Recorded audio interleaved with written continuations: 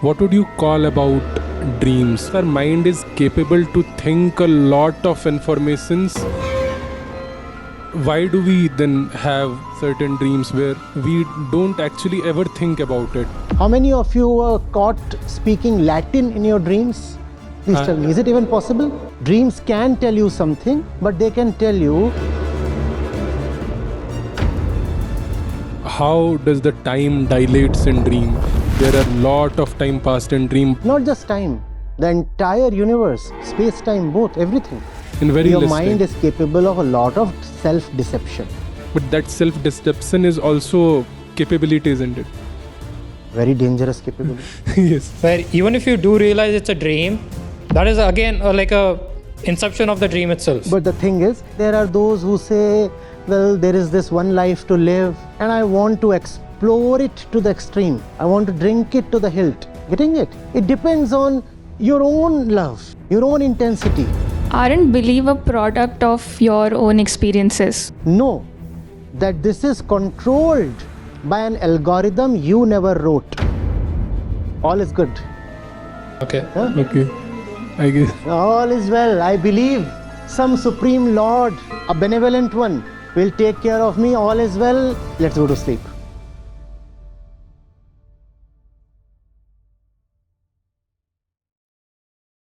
What would you call about dreams? Why do we then have certain dreams where we don't actually ever think about it, or Not our possible. brain makes person who does not even exist in our life? No. Not possible. In all your dreams, only your desires express themselves, and all desires have a material object at the other end. At one end stands the self, at the other end stands an object. That's the composition of all dreams. Right? So, how many of you have dreamt the fifth dimension of space in your dreams? Possible? How many of you were caught speaking Latin in your dreams? Please tell me, is it even possible? Not Latin, but yes, there was certain language which is understandable. No, that language, this you can do. Yes. That is fine. That is not a language. But even if I see Latin, I won't understand it is Latin or not, because I In originally don't Latin, maybe you could have told yourself this is Latin. You see, only your experiences with respect to objects, unfulfilled desires with respect to objects, they return to you in dreams. There is nothing new or novel in dreams. Dreams can tell you something, but not anything new. They can only tell you who you already are. They cannot predict the future for you, but they can tell you what is lying buried in your mind. That's what dreams can do. Then how does the time dilates in dream? There are a lot of time passed in dream, but what we see is when for the moment we sleep, let's say it is just a 1 hour nap. Not just time, the entire universe, space-time, both, everything. How does Because it in dilates? dream, there is liberation from the tyranny of facts. How is it so? How our Because brain that's is what capable? desire is all about. Does desire care for facts? Does desire care for facts? No, but Please understand. No. Does desire care for facts? Yeah? So, you have a desire for Cleopatra. And centuries back, she is gone, dead. But in your dream, you can time travel and mate with Cleopatra. Because desire doesn't care for facts. If desire could care for facts, it would dissolve. For example, there are certain physical limitations, right? For a 1 hour nap, how am I able to see months in my All dream? physical limitations are facts. Now that you are awake and conscious and respectful of facts, you will say there are limits. But please tell me, are there any limits to desire? No. Are there any limits to desire? That's what dreams about. But if I desire, I have a, for example, if I am desiring of something, I will think about it, time will pass. And time will pass with its own pace. But in dreams, time does not pass with its own pace. So that which you call as the speed of time is a fact. Dreams don't care for it. Because if time remains what it is, then you cannot have Cleopatra. How is it arising then? You want Cleopatra, that's all. No, but how is it arising, the non-existence of the fact? You just want it. There is a belief that if you can have Cleopatra, you will gain the ultimate fulfillment. That's the only reason. And then to have her, you can cook up any kind of distortion. You can even distort time. You can distort space. You can see yourself as one beautiful prince riding a horse, anything. Then that means our mind is capable to think a lot of informations in very Your less mind time. is capable of a lot of self-deception. Self-deception. But that self-deception is also capability, isn't it? Very dangerous capability. Yes. Well, if during this self-deception, I can play with time. I can play with the passage of time. So I can also play with, while being conscious, can I just dilate the time for Yes, me? obviously you do that, don't you? Even when you are not dreaming, even when you are in this common state of consciousness called Jagrati, even when you are not in what Vedanta calls as Sapnavastha, even then you are playing all kinds of games with time. Huh? We know the speed of light cannot be exceeded, right? But if your girlfriend is on Jupiter, you will reach her in half a second. Even as you are awake, right now, aren't you thinking of her? She is the princess of Jupiter. Aren't you thinking of her? Please tell me. What happened to time now? What happened to the physical limits of the universe and the limit of speed of light? What happened to that? And that's why you observe or see your dead loved ones in your dreams, because you There is desire your desire There is to desire. have them back. And desire has only contempt for facts. So it is again something holding back to that. Yes, desire has deep contempt for facts. I want to have $10 billion, irrespective of who I am. I won't care for my fact. I want $10 billion. That's desire. I won't look at my qualifications. I won't ask myself, what have you done to deserve $10 billion? There is desire. That's why desire is blind. It just wants. I want. You can't cross question, but why do you want? It will slap you back. That's how desire is. So can you also elaborate in the role of the observer in such situations? Observer sees this stupidity and smiles. What else can he do? Yeah, but then like it's also desires where it's like in your dreams, even your perception, your logical perception is highly altered. Gone, yes. Where even if you do realize it's a dream, that is again like a inception of the dream itself. But the thing is, the intensity and frequency of your dreams, that changes with your realization. When you are sorted out in your awakened state, the quality of your dreams, that changes. Yeah. The more unfulfilled desires you choose to carry, the more vivid, vibrant, and explosive your dreams are. We were talking about beliefs. Aren't belief a product of your own experiences? So you want us to keep the experiences as from the participant's perspective? Totally wrong. Those who believe, they avoid experience at all cost. Those who believe, yes. Do you know?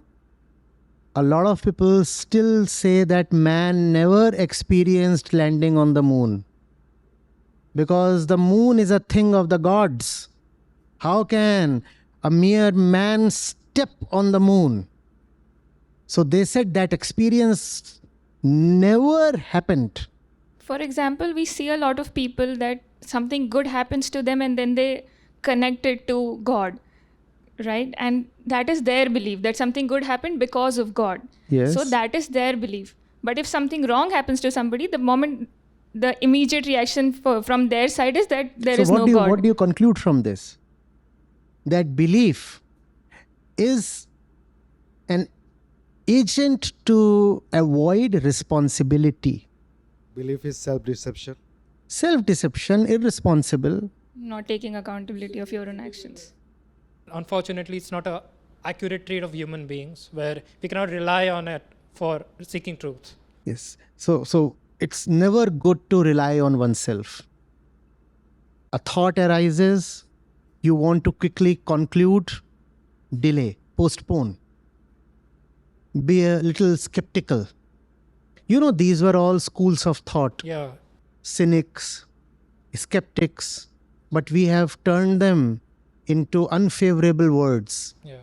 These were philosophers, the cynics, the skeptics. In fact, we hated the cynics so much, we gave them that name. Yeah. Huh? Their root word was Yeah, cynicism. yeah. No, a cynic means a dog. Yeah. Cynicism, that's where Yes, so we hated them so much, we called them dogs. Yeah, because they didn't want to believe in what the society believed. So the society hated, because they called out all the lies. So we said, you're dogs. And they said, we celebrate dogs. Diogenes was a famous and leading cynic. He actually lived with dogs. He said, these are better than men. So I live with dogs. In some contexts, yes, definitely. Like they're loyal and Yes. they're predictable to some degree. So don't trust yourself too much. Know that this is programmed to self-deceive. Know that this is controlled by an algorithm you never wrote. Right? That this is just an intermediate product of evolution. No. So don't trust itself. Don't trust this too much. Because like finding absolute truth wasn't really necessary for our evolution, Well like said. survival. Very well said. So like even if we were saying that we need this truth and we do that deception that we are having for that doesn't necessarily mean we just cannot handle the reality of truth itself. I think we can say it like that, where we just cannot comprehend in what ways we can achieve good. It's a subjective thing. Yeah. It depends on your love. If you decide to make peace with restlessness, that is fine. But then there are those who say, well, there is this one life to live, and I want to explore it to the extreme. I want to drink it to the hilt. Getting it? It depends on your own love, your own intensity. Otherwise, you could simply say, eat, drink, be merry, have sex, die. Yeah, that's why we need to put constraints to any of our beliefs or any of our ideas where it won't really universally apply. Like Newtonian laws were disproven by Einstein. Yes. And even when you have to temporarily invest in a belief, because sometimes you are choiceless, then you must still remember that it is a belief, irrespective of my temporary approval of it. It is still a belief, just like scientific theories. You take them in, but they are always open to being falsified. One experiment and a long-standing theory can be falsified. So you must always have that honesty, that openness. Yeah, openness this is what Yes. many of the masses Yes. lack. Otherwise, it becomes dogma. Yeah, dogma. Otherwise, you say, I have believed in this, my forefathers have believed in this has come to me from the gods. So therefore, It's right. it is not open to discussion. It can't be contravened. And if you do that, we'll accuse you of blasphemy and we'll lynch you. Yeah. No. Unfortunately, many such believers held the position of power, which did reshape quite because a power is lot of supplied history. by the crowds, and the Yes. crowds are mostly stupid. Yeah, so essentially, the people who could influence the crowd were essentially the people who were powerful, Yes, other than yes. whether they were knowledgeable or yes, wisdom wise. yes. Would it be right to say that the answer is to know that you don't know anything, and eventually you be flexible and keep believing and then contradicting your own beliefs?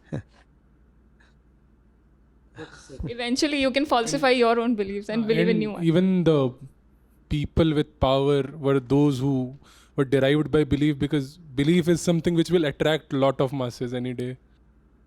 Allows you to be lazy. Yes. Yeah. And laziness is something which most of the people crave.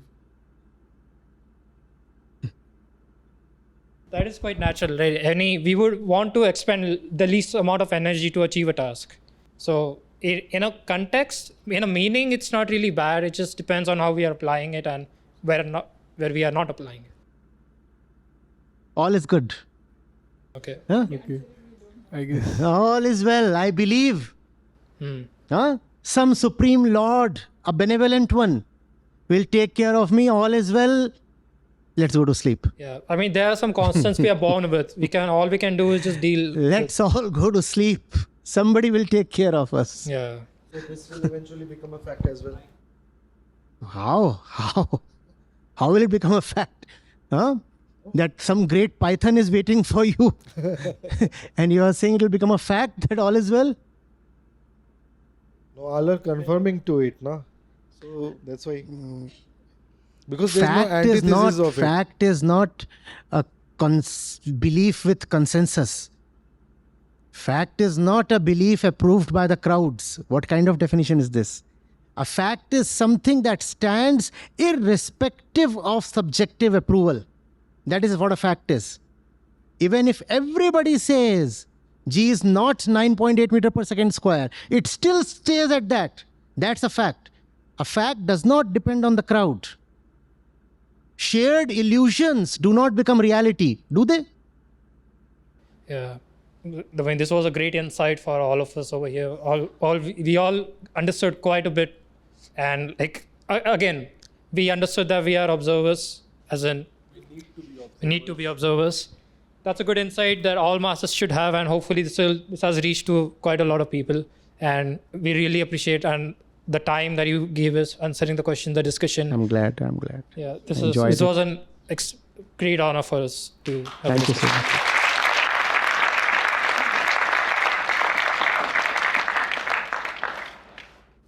so much.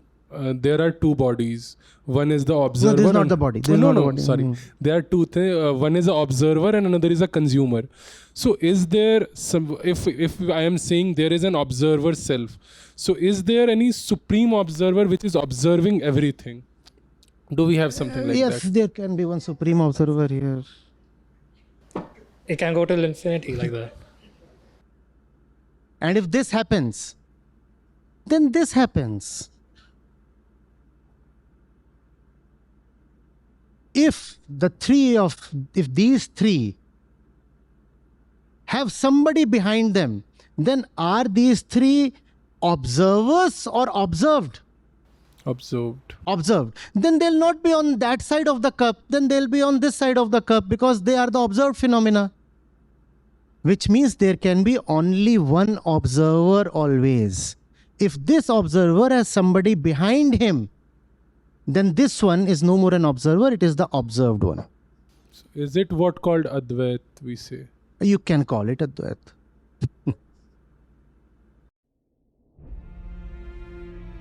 Namaste. I have been listening to Acharya ji since 2 years now.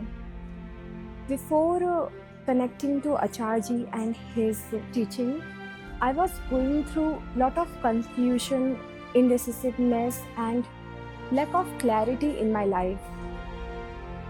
There were a lot of questions that were going in my head, and I was not able to find the clear answers. But after connecting to Acharya ji and his teaching, I find myself able to get these answers.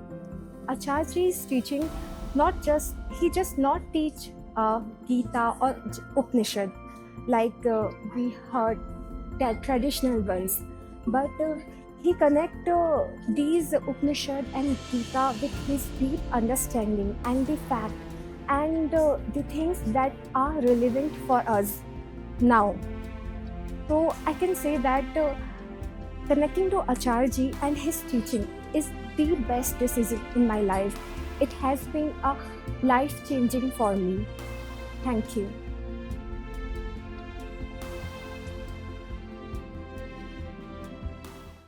it.